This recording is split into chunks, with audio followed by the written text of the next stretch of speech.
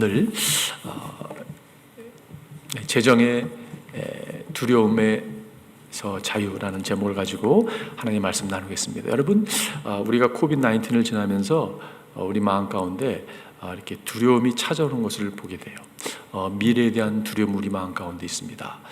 홀로됨에 대한 두려움 또한 코비드-19을 지나면서 겪게 되는 두려움인 것을 보게 되는 것 같아요. 많은 두려움 우리 가운데 있습니다.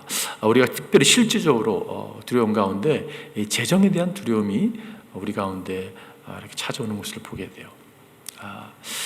과연 앞으로 어떻게 될 것인가, 나의 직장과 나의 사업체는 어떻게 될 것인가 라는 생각이 특별히 이 재정적인 두려움에 우리의 마음을 이렇게 붙들고 있는 것을 보게 됩니다.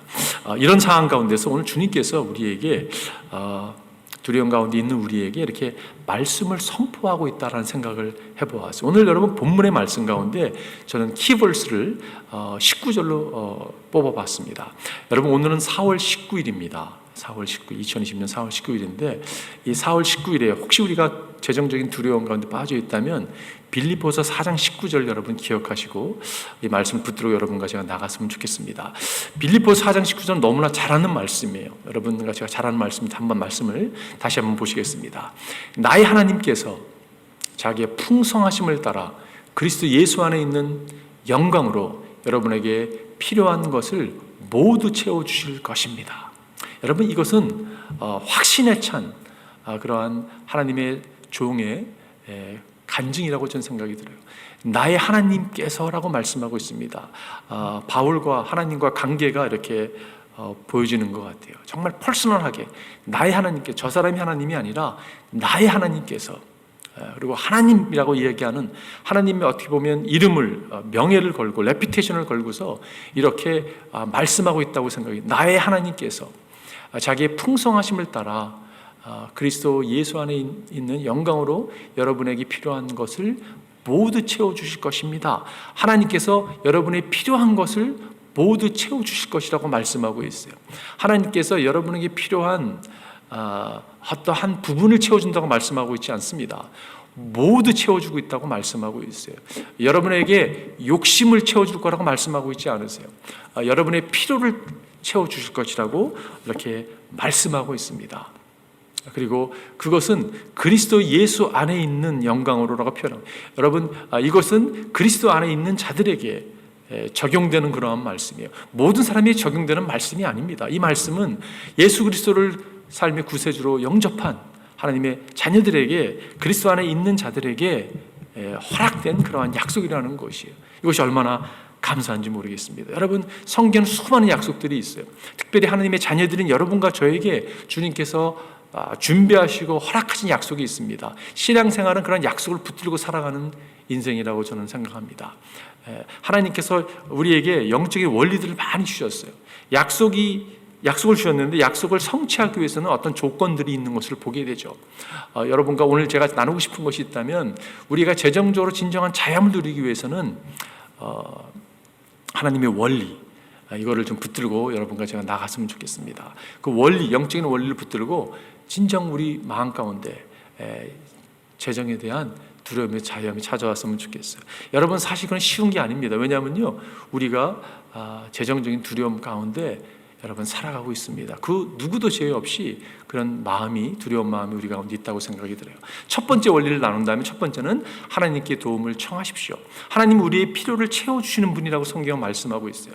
그런데 그냥 채워주는 게 아니라 여기 영적인 원리가 있다면요, 우리가 주님께 나와서 주님께 도움을 청하는 것이요, 하나님께 여러분 도움을 청하십시오. 오늘 본문을 보게 되면 본문이 이렇게 시작하죠. 나를 생각하는 마음이 여러분에게 지금 다시 일어난 것을 보고 나는 주님 안에서 크게 기뻐하였습니다. 사실 여러분은 나를 항상 생각하고 있었지만 그것을 나타낼 기회가 없었던 것입니다.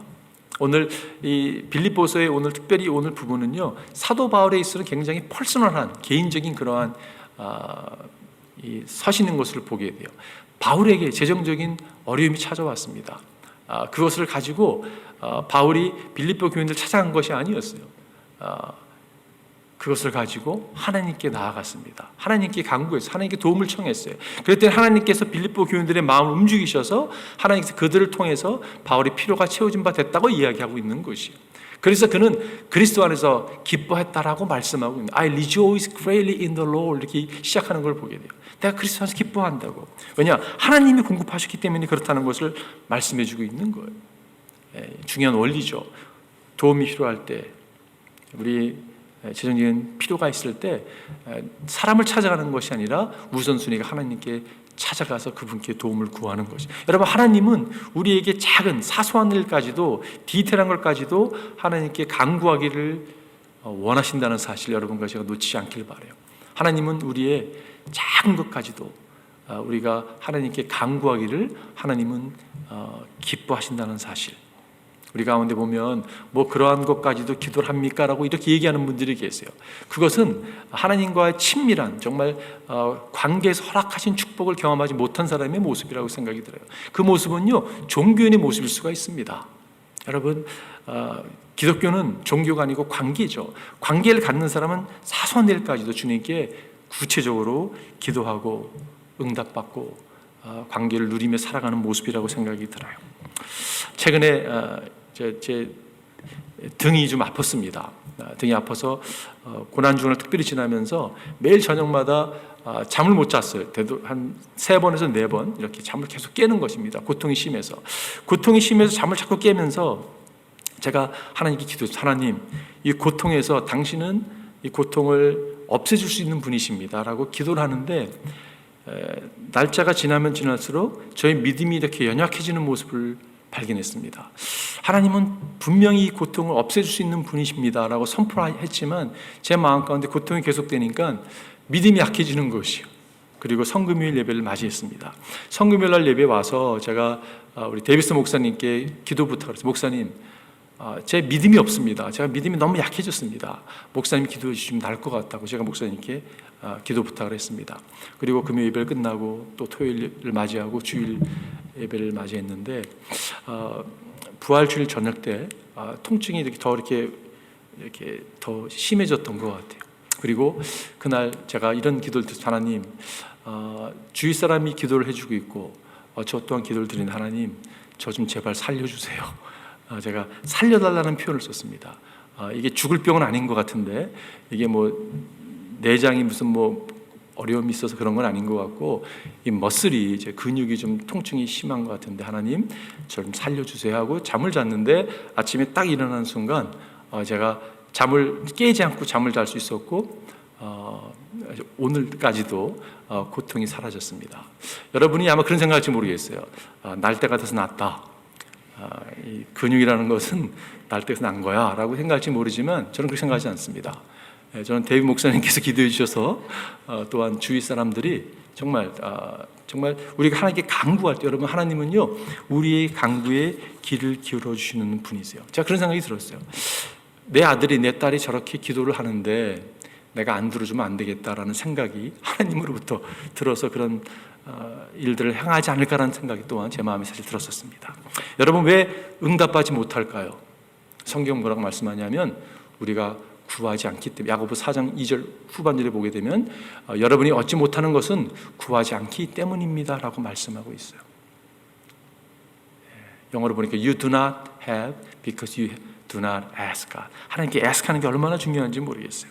여러분, 주님께서 이렇게 우리에게 명령하신 말씀도 여러분 잘 아는 말씀이에요. 마태복음 보게 되면 이렇게 말씀하고 있죠. 구하여라, 그리하면 하나님께서 너희에게 주실 것이라.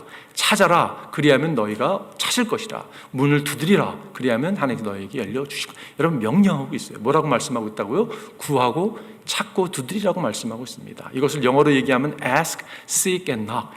이 단어의 첫 레터를 따면 뭐가 되죠, 여러분? ask의 A와 seek의 S와 knock의 K는 ASK, ask가 되는 거죠. 하나님께 여러분과 제가 구하는 거예요. 구할 때 하나님께서 우리 가운데 역사하시는 것을 경험하게 될 것입니다. 이러한 축복을 여러분과 제가 누렸으면 좋겠어요. 사소한 것까지도 주님께 구함으로 하나님께서 우리 필요를 채우시는 역사를 경험하기를 바랍니다. 두 번째 원리는요, 만족함을 배워야 합니다.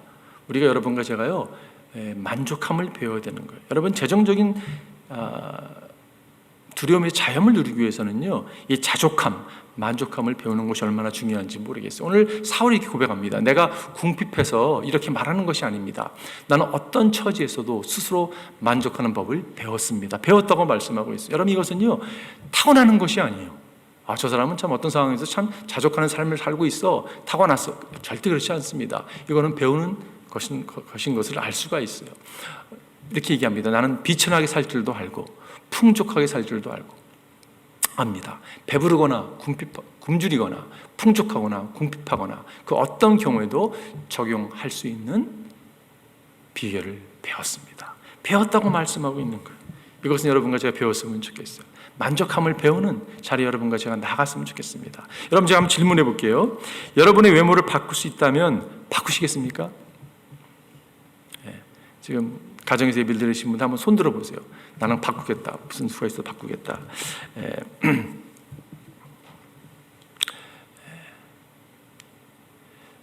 똑같은 질문을 어떤 연구 기관에 했는데요. 94%의 사람들이 남자들이 자신의 외모를 바꾸겠다고 얘기를 했습니다. 손을 든 거예요.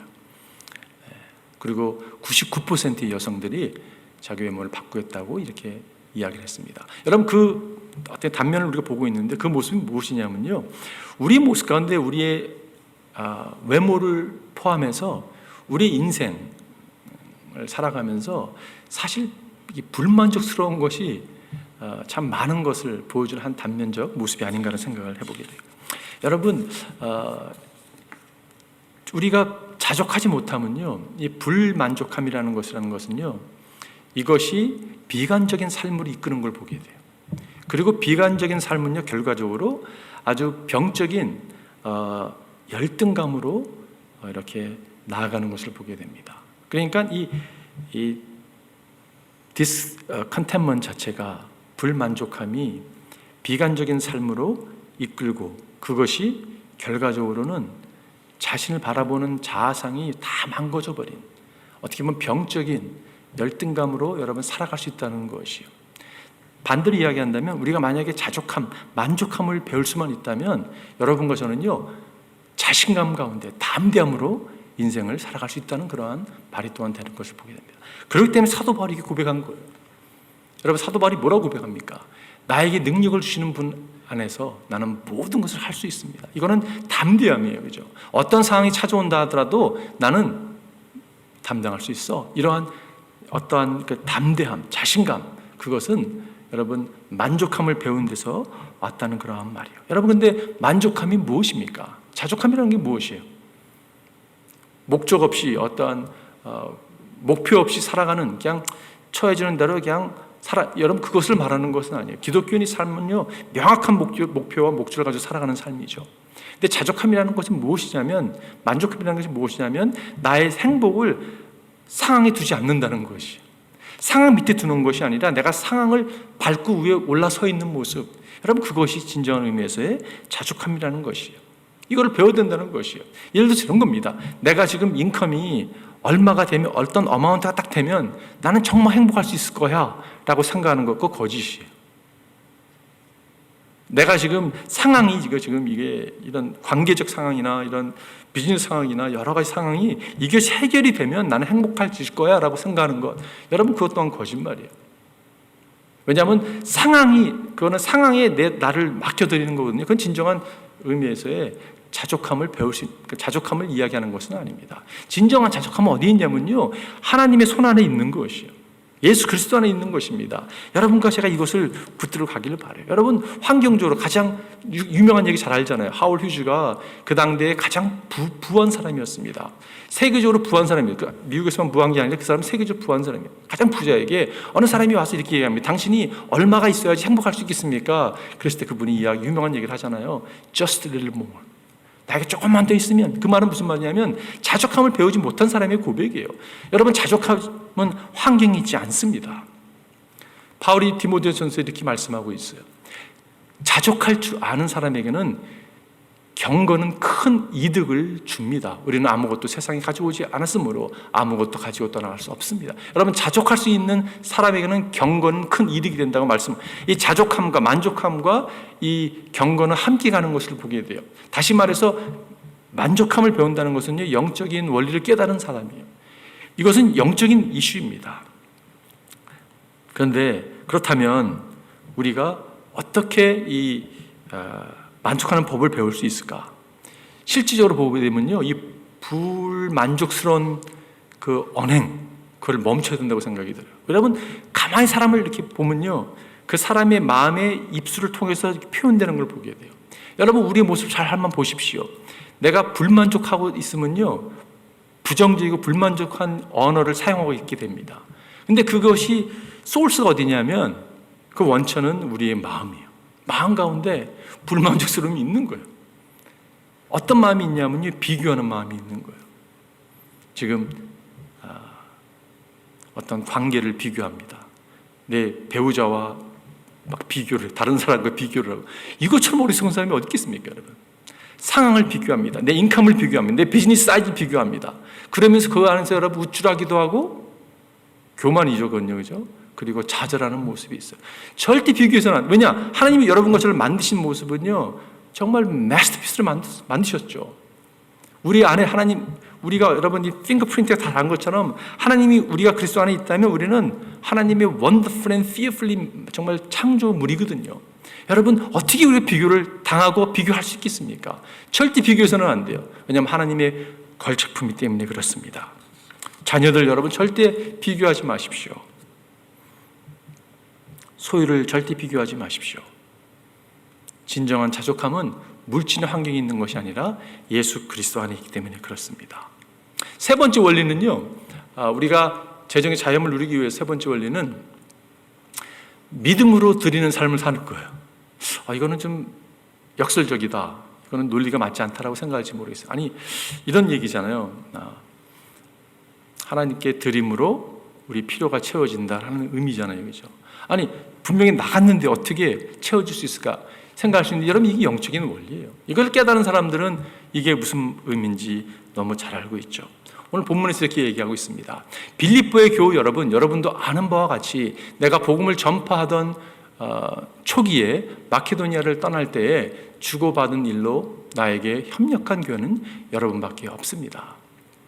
내가 데살로니가에 있을 때에도 여러분은 내가 쓸 것을 몇 번 보내어 주었습니다. 여러분, 빌립보 교회가 사도 바울의 사역에 물질을 제공해주고 필요를 이렇게 공급했던 것을 보게 돼요. 하나님께서 그 빌립보 교회를 사용하신 거잖아요, 그죠? 근데 빌립보 교회가 풍부해서 그렇게 주었을까요? 아닙니다. 어떻게 그들은 주의 일에 헌신하고 이렇게 드릴 수 있었을까요? 그 이유는요, 그들에게 믿음이 있었기 때문에 그렇습니다. 믿음이 그들로 하여금 드릴 수 있게 한 거예요, 그죠? 여러분, 믿음이 없이는 하나님을 기쁘시게 할 수 없습니다. 믿음이 없이는요, 사실 드릴 수가 없어요. 드린다는 것은, 기빙이라는 것은 믿음의 행동이에요. 그리고 하나님은 우리가 믿음으로 행하는 것을 기뻐하세요. 여러분과 제가 믿음의 삶을 살기를 바랍니다. 믿음으로 여러분과 제가 드리기를 바랍니다. 제가 말씀을 준비하면서 사실 저희 교인들이 생각이 났어요. 참 이렇게 드리는 삶을 살았고 지금도 살고 계십니다. 과거에 참 하나님께 많이 드린 모습, 정말 선교에 많이 헌신하고 드린 모습, 지금 이 여러 가지 재정적으로도 비즈니스도 어렵고 있는 상황에서 드리지 못하는 상황으로 여러분 우리가 이렇게 또 머물 수도 있습니다. 그럼에도 불구하고 제 마음이 찾아온 게 뭐였냐면, 하나님께서 그 믿음으로 행했던 그 삶을 귀하게 여기신다는 것이에요. 그리고 그 재물과 그 헌신을, 믿음을 주님이 받았다는 생각이 얼마나 마음 가운데 참 격려가 됐는지 모르겠어요. 오늘 17절 말씀 보게 되면, 나는 선물을 바라지 않습니다. 나는 여러분의 장부의 유익한 열매가 늘어나기를 바랍니다. 사도 바울이 참 그 모습이 아름다운 것 같아요. 여러분이 드리고 믿음의 삶을 산 것은 정말 내가 필요가 채워진 그것이 아니라 여러분의 장부에 유익한 열매가 늘어나기를 정말 바랍니다. 줌으로 주님께서 베풀어 주시는 풍성함을 여러분이 누리기 바랍니다는 고백이에요, 그죠? 그러면서 이어지는 말씀이 나는 모든 것을 받아서 풍족하게 지내고 있습니다. 나는 여러분이 보내준 것을 에바브드로부터 받아서 풍족합니다. 그것은 아름다운 향기이며, 표현이 좋은 거예요. 아름다운 향기, 하나님께 기쁘게 받으신 제물입니다. 여러분, 하나님께서 무슨 제물이 필요하시겠어요, 그죠? 그런데 하나님께서 우리의 헌신과 믿음을 아름다운 향기로, 기쁨으로, 그 제물로 받았다는 것이 얼마나 감사한지 모르겠어요. 여러분과 제가 믿음으로 계속 드리기를 바랍니다. 그런 태도를 갖는 게 얼마나 중요한지 모르겠어요. 여러분, 믿음으로 사십시오. 믿음으로 드리십시오. 하나님께서 그거를 아름다운 향기로 제물로 기쁘게 받으실 것입니다. 주님께서 그렇게 말씀하셨잖아요. 남에게 주어라. 그러면 하나님께서도 너에게 주실 것이니 대를 누리고 흔들어서 넘치도록 후하게 되어서 너희 품에 안겨 주실 것이다. 너희가 대질하여 주는 그대로 너에게도 되어서 주실 것이다.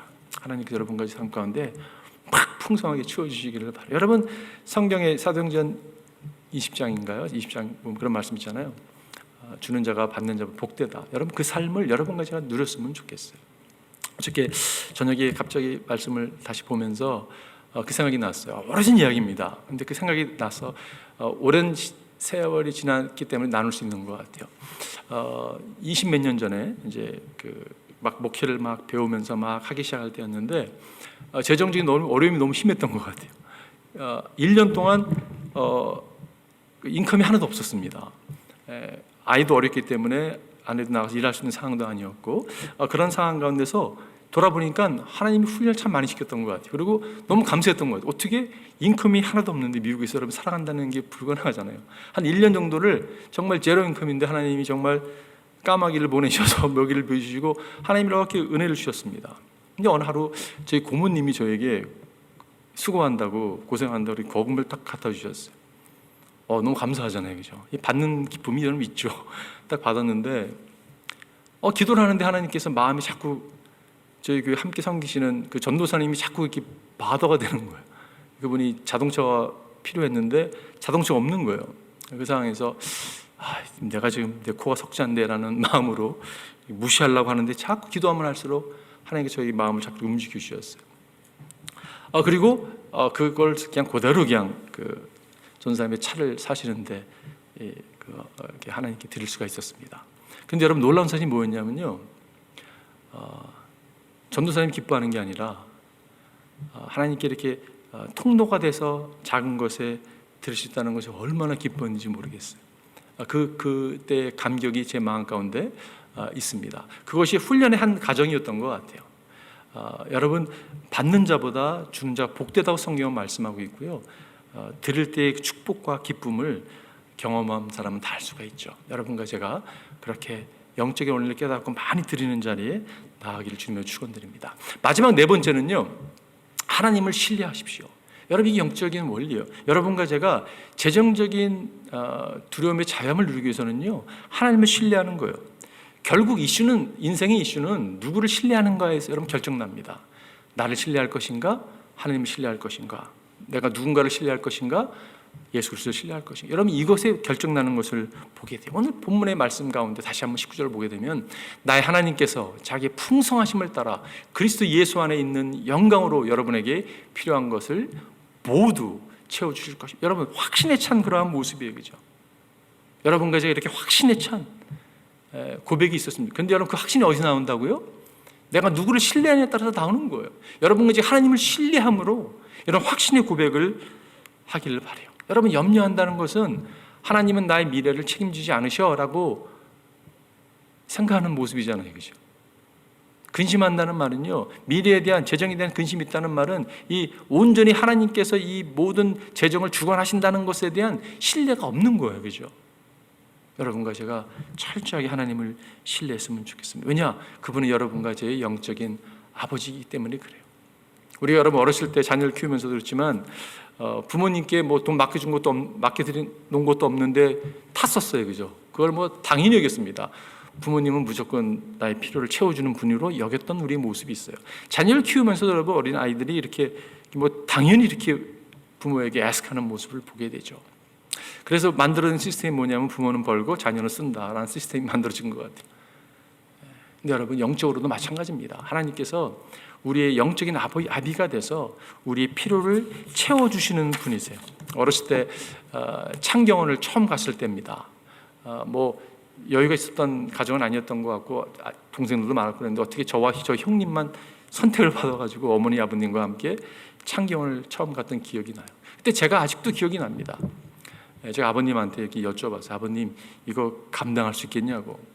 어린아이가요, 아버님의 얼굴을 보면서 아빠 이거 돈 오늘 꽤 많이 쓰시는 것 같은데 내가 생각하기에는 우리 가정에 여유가 있는 것 같지는 않은데 감당할 수 있냐? 이런 질문이었어요. 그 질문을 받고 막 이렇게 미소를 짓고 이렇게 좀 답은 저한테 하지 않았지만 저희 어머니한테 이야기하던 그 모습이 생각이 납니다.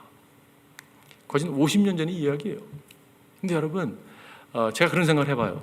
한 가장으로서 자녀들을 공급해 줘야 되는 어떤 책임감 같은 게 있잖아요, 그죠? 육체의 아버지는 그걸 감당할 수도 있고 감당하지 못할 수도 있습니다. 근데 영적인 아버지는 풍성하신 하나님은 우리의 모든 것을 채울 수 있는 능력이 하나님이세요. 여러분, 그분을 여러분과 제가 신뢰하고 나아가기를 바랍니다.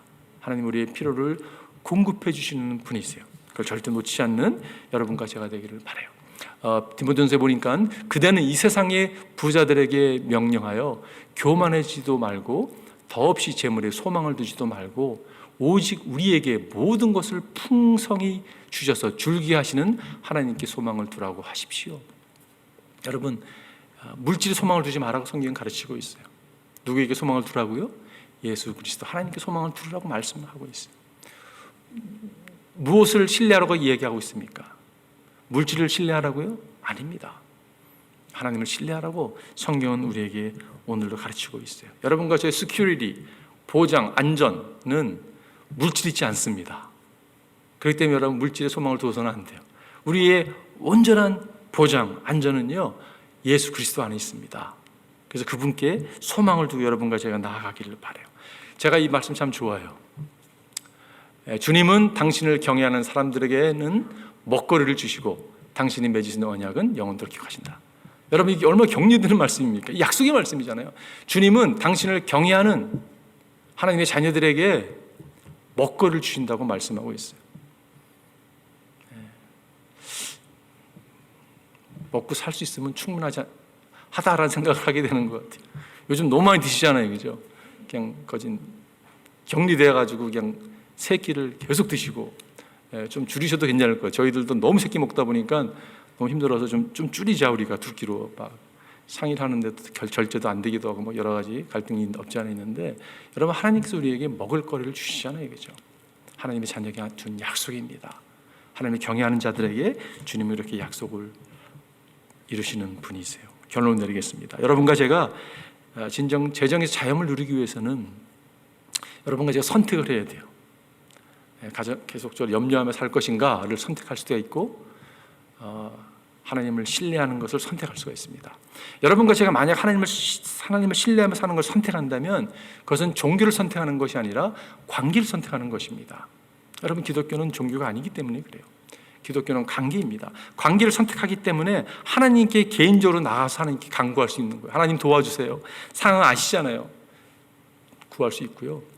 그분께 개인적으로 나갈 뿐만 아니라 이 신앙의 여정 가운데 여러분 그분으로부터 자족함, 만족함을 배우게 되는 거예요. 이게 관계이기 때문에 주님이 이렇게 사셨구나, 주님이 이렇게 말씀하시는구나, 환경에 내 눈을 두는 게 아니라 그리스도께 눈을 두라고 말씀하시는구나, 주님이 말씀하고 있잖아요, 그렇죠? 그래서 여러분과 제가 붙들고 나가는 거예요. 주님과 동행하면서 믿음의 삶이 이런 거구나, 믿음의 삶은 역설적이구나, 이게 주라고 복되다고 없는 것 같은데도 드림으로 말미암아 누리는 풍성함이 있구나. 여러분, 이게 다 관계에서 오는 거잖아요, 그죠? 그리고 무엇보다도 하나님을 신뢰하는 거예요. 여러분, 관계이기 때문에 신뢰할 수 있는 거잖아요, 그죠? 여러분과 제가 주님께서 허락하시는 이 관계의 축복을 정말 어려운 시기를 지나면서 이거를 꼭 붙들고 승리하는 그런 복된 한 주, 한 인생이 되기를 주님의 이름으로 축원드립니다. 기도하시겠습니다.